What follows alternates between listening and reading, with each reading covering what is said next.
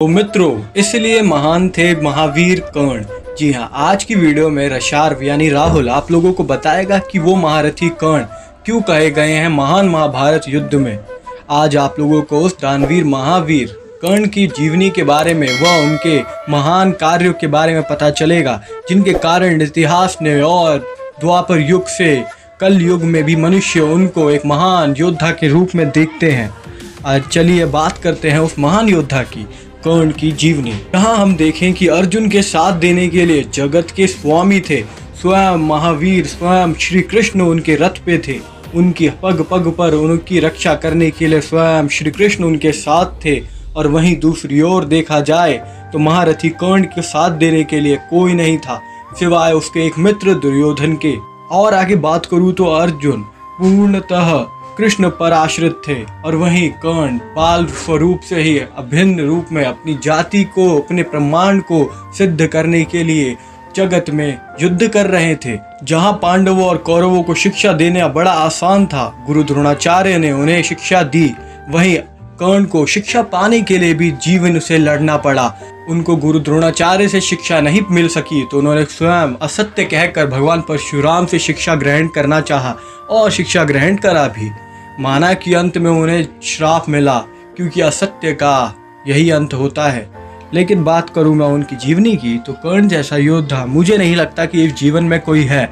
आप लोगों से भी यही बात मैं पूछता हूं, क्या आप लोगों को कर्ण और अर्जुन में से कौन सबसे महान योद्धा लगता है? हमें कमेंट करके बताइएगा। कर्ण के बारे में और कहा जाए तो वो एक सच्चा मित्र होने के साथ साथ दानवीर भी थे। जी हाँ, मित्रता ऐसी निभाई कि आखिरी सांसों तक युद्ध लड़ाई दुर्योधन के पक्ष में। भले ही माता कुंती ने अंत में और भगवान श्री कृष्ण ने अंत में उनको उनका राज बता दिया हो, मगर फिर भी अपनी माता को ये वरदान देकर कि वह 5 में से 4 पुत्रों को नहीं मारेंगे, उन्होंने ये सिद्ध कर दिया कि दानवीर के लिए उनका शत्रु भी दानवीर पात्र ही होता है। दान देने के लिए कोई भी आगे आ जाए वो कभी उनको मना नहीं करते। ये बात सुन उन्होंने कभी भी 4 पांडवों को नहीं मारा सिवाय अर्जुन के। उनकी दानवीरता की तो स्वयं श्री कृष्ण इस बात की पुष्टि करते हैं कि कर्ण से बड़ा दानी कोई नहीं। महाभारत में ये बात लिखी भी हुई है। सच बताऊं तो कर्ण ने ना बहुत जीवन में देखा है। हम आपको अब मैं मन से बताने वाला हूँ, सुनिए। जो यहाँ तक आया है उसके लिए वीडियो बहुत इंपॉर्टेंट है। देखिए मेरे भाई, कर्ण एक ऐसा व्यक्ति था जिसके सामने स्वयं अर्जुन यानी कि उसके विपक्ष के पिता यानी कि स्वयं भगवान इंद्रदेव आकर उनसे उनका कवच और कुंडल मांग लेते हैं। ये बात पता होती है कि एक इंसान को कि ये सबसे शक्ति है उसकी, तो वो कभी किसी को नहीं देगा। मगर कर्ण जैसे दानवीर ने सुबह सूर्य काल में ही उसको अपने कवच और कुंडल को ऐसे दे दिया जैसे मानो वो उसका है ही नहीं।